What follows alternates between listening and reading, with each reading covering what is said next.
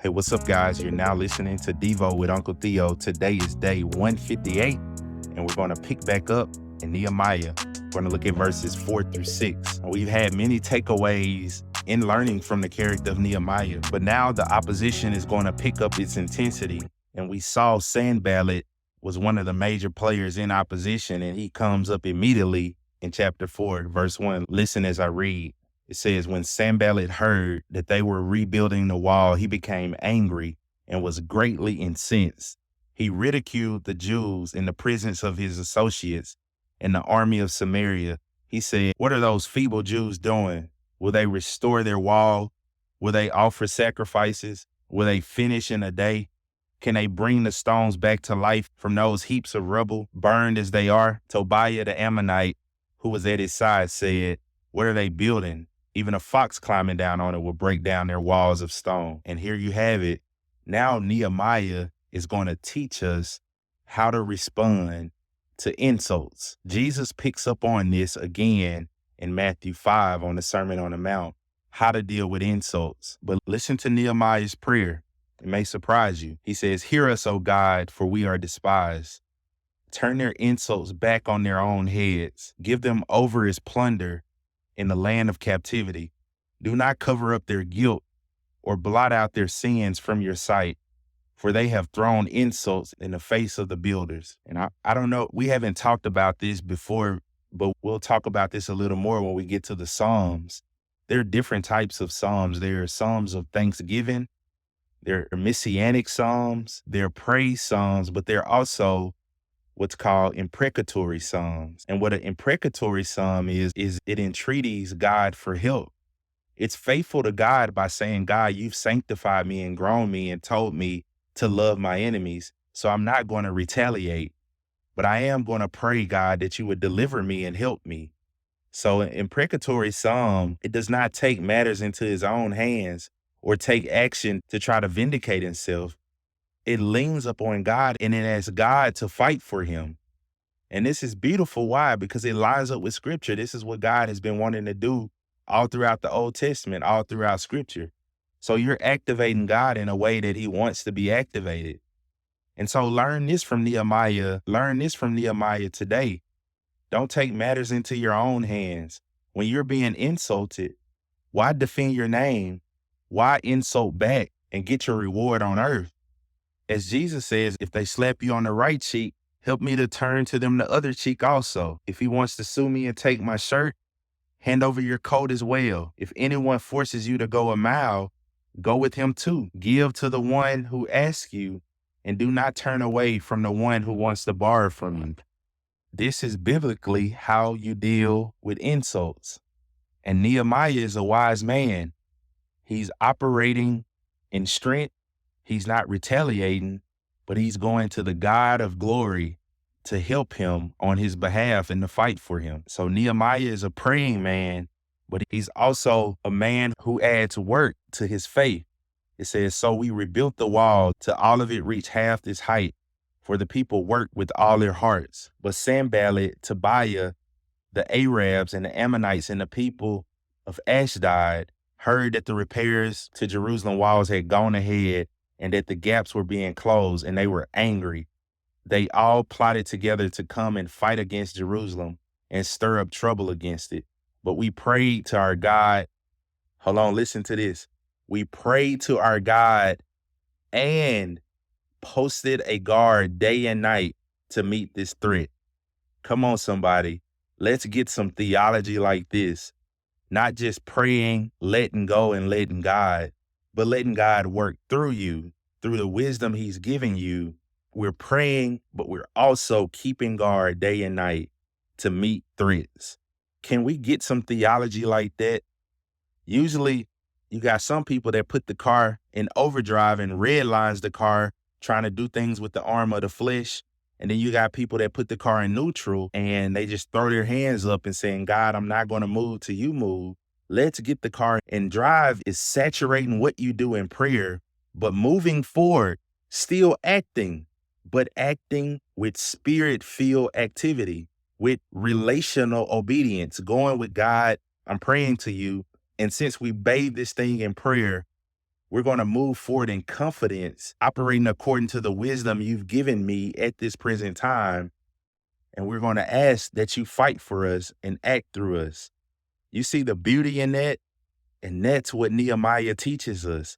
Not only godly decision making, but how to lead our life properly in a spirit-filled way. But listen to verse 10. Meanwhile, the people in Judah said, the strength of the laborers is given out, and there is much rubble that we cannot rebuild the wall. So they're wearing out, they're tired. Also, our enemy said, before they know it and see us, they will be right there among us and will kill them and put an end to the work. Then the Jews who lived near them came and told us 10 times over, wherever you turn, they will attack us. So they're being pressed in every way, demonically, physically, mentally, emotionally. Don't we feel this way sometimes? We're being attacked in every way. We're mentally drained. We're physically drained. We're emotionally drained. We're receiving demonic attacks. But get this, we're in the will of God. Nobody wants to preach about this. Everybody wants to preach that everything should go well when you're in the will of God, or you should have these comfortable problems that you could just make 1 or 2 adjustments and get right on through. No, what about these type of problems? They're told 10 times over, wherever you go, we're going to attack you. We're going to kill you. You're exhausted. You're tired. You don't know where to turn. And this is the beauty also of good leadership. Look at what Nehemiah does in verse 13. Therefore, I stationed some of the people behind the lowest points of the wall at the exposed places, posting them by families with the sword, spears, and bows. After I looked over things, I stood up and said to the nobles, the officials, and the rest of the people, look at this, do not be afraid of them. Remember the Lord who is great and awesome, and fight for your families, your sons and your daughters, and your wives and your homes. And our enemies heard that we were aware of their plot and that God had frustrated it. We all returned to the wall, each to our own work. Look at that.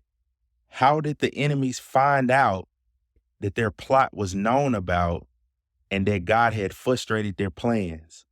One, they had good leadership. That leader had to stand up and say, look, I know we're physically exhausted. I know we're mentally exhausted. Let's keep moving forward. Let's keep pressing together. Don't be afraid. Be of courage. Know that God is on our side and that he's fighting for us. Our God is great and awesome. And it's because of that caused them to move forward. Now the enemy see, man, God is fighting for them. That wasn't just a random thought that came in their head. God worked through leadership. He worked through the encouragement of the people. And then they saw that, man, our plot is known about. God has frustrated it. And then you see good leadership on throughout verse 16. From that day on, half of my men did the work, while the other half were equipped with spears, shields, bows, and armor. Look at that, 50-50. We're going to progress the work, and we're going to protect our progress. Now that's a good strategy, isn't it? You're playing offense, but not just that, you're playing defense as well. So he has officers posted behind the people who are building the wall, and he also had those who carried the material to do their work with one hand and a weapon in the other. And each of the builders wore their sword on his side as he worked. But the man who sounded the trumpet stayed with me. Then I said to the nobles, the officials, and the rest of the people, the work is extensive and spread out, and we are widely separated from each other along the wall. Whenever you hear the sound of the trumpet, join us there. Our God will what? Fight for us.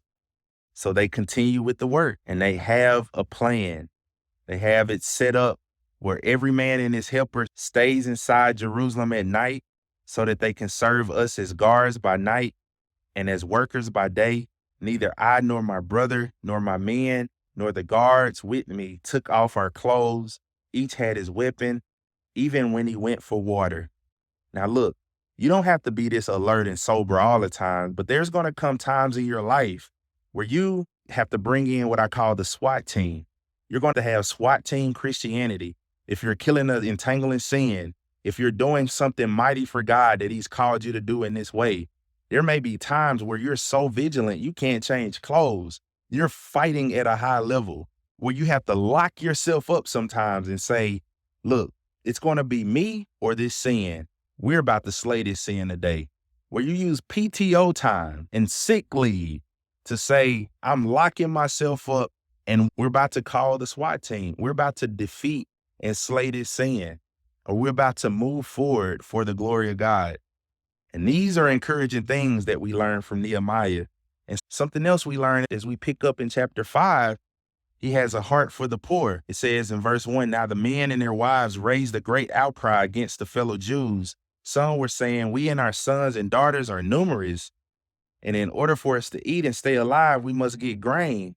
Others were saying, we are mortgaging our fields, our vineyards, and our homes to get grain during the famine. Look at that. This is powerful. Not only are they struggling to build a wall, there's a famine going on. God is allowing a famine. Don't you ever feel like that sometime? Man, everything's going wrong. We can't pay our bills. We don't have food. I got these health problems. I got opposition coming from the enemy. This is too much. I'm about to move out of state. I'm about to get away from it all. That's the disposition of most men and women. But they're in the will of God and they're experiencing all of this. Can you get that? Man, if we could get this type of Christianity in our heads, we'll be well off. Good leadership solved this. Nehemiah hears their complaints. They say that our own flesh and blood and fellow Jews have subject our sons and daughters to slavery. They're charging us interest, and Nehemiah calls these people out. In verse 7, he says, I pondered them in my mind and accused the nobles and officials. I love that. He didn't just jump out there and slander people, and he didn't act hastily and rashly. Just like the 3 days when he surveyed the wall before he acted, he pondered how he would do this. He strategized. Man, this is a good leader. And then he strikes and he said, I told them, you are charging your own people interests. So I called together a large meeting to deal with them and said, as far as possible, we have brought back our fellow Jews who were sold to the Gentiles. Now you are selling your own people only for them to be sold back to us. And he shuts them up. It says they kept quiet because they had nothing to say. And Nehemiah went done. Verse 9 says, so I continued. What are you doing? It is not right. Shouldn't you walk in the fear of God and avoid the approach of our Gentile enemies? And he says, and so he rebukes them. And they said, we will give it back and we will not demand any more from them. We will do as you say. That's a good leader. His decision-making is on point. The way he handles suffering and trials and opposition is on point. Even how he rebukes man is on point. And he's appointed to governor in verse 14. And as we walk into chapter 6, they get more opposition. When word had came to Sanballat, Tobiah, and Geshem, the Arab, and the rest of our enemies that I had rebuilt the wall and not a gap was left in it, though up to that time I had not set the doors and the gates, Sanballat and Geshem sent this message, come, let us meet together in the village on the plain of Ono. But they were scheming to harm me. Good leadership. He has discernment. He knows what they're up to. But they tried his plot 4 times and he said no every time. He gave them the same answer. Then they got manipulative and said, look, we're going to tell the king that you're trying to revolt against the king. And you're plotting, the reason you're building this wall is because you're plotting a revolt. And he simply just answers them honestly. He says, verse 8, nothing what you're saying is happening. You're making it all up in your head. But verse 9, they were all trying to frighten us, thinking their hands will get too weak for the work and it will not be completed. Look at the strategy of the enemy trying to break them down, saying, we will cause fear. And then they'll get so overwhelmed, so tired to the point where they'll get weak and quit. And that's one of the major tactics of the enemy, to overwhelm, to oversaturate you with fear, with problems, with obstacles, till you just say, forget it, I quit. And your quitting looks like this, either retreating to some kind of mediocre position where you just go through the motions, or leaving completely to get out of the trial and go do something else. But learn from the leadership of Nehemiah. Sometimes you got to stay in that crucible. You got to stay in that fire, especially when when you're in the will of the Lord. They wanted their hands to get weak. How do you think Nehemiah responds? That's a good strategy, and they may get weak, but guess who I have on my side? A God who fights for us. And so I'm going to counter your desire for my hands to get weak with a prayer to the Lord. Now strengthen my hands, O Lord. That's how you do that. And so Nehemiah is in the house one day. He was in the house of Shemaiah, who was shedding his home. He said, let us meet in the house of God inside the temple, and let us close the temple doors, because men are coming to kill you. By night, they are coming to kill you. Look at his response. This is courage. This is boldness. But I said, should a man like me run away? Or should someone like me go into the temple to save his life? I will not go. I realized that God had not sent him, but that he had prophesied against me, because Tobiah and Sanballat had hired him. He had been hired to intimidate me, so I would commit a sin by doing this, and then they would give me a bad name and discredit me. Look at the wisdom, the discernment, and the ability to work through tremendous obstacles. Now look at the demonic activity and the plotting going on against him. But Nehemiah succeeds because he's a great leader. Let's learn from him. And you know the fruit of learning from him? Look at verse 15. So the wall was completed in 52 days. That, my friend, is what you call success. Verse 16. When all our enemies heard about this, all the surrounding nations were afraid and lost their self-confidence, because they realized that this work had been done with the help of the Lord. And that's where we all will be one day. If we hang in there, if we stay faithful to the course, and if we don't have a whack theology thinking that just because God has ordained something, it'll be problem-free. Look at how much of a mess this was. They were hit from every angle, but they were in the will of the Lord. They were attacked mentally, physically, emotionally, and spiritually. Demonic attacks came against them, but they endured to the end, and this was the final result. The wall was completed, and everybody who heard about it, everybody who had all of the pride and all of the self-confidence, they lost it.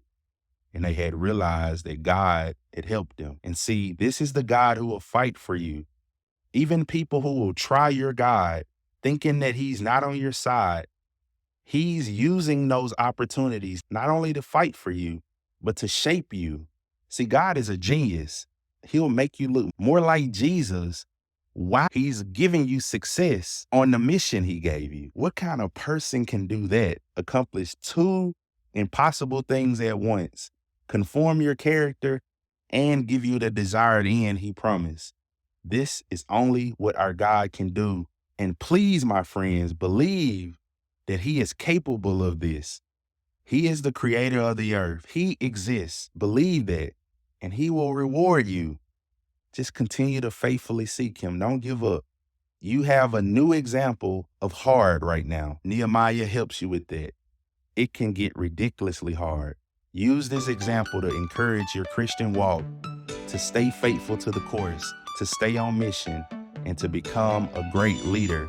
No matter how many people are under you, you're a leader of something, even if it's just your own life. Guys, take care.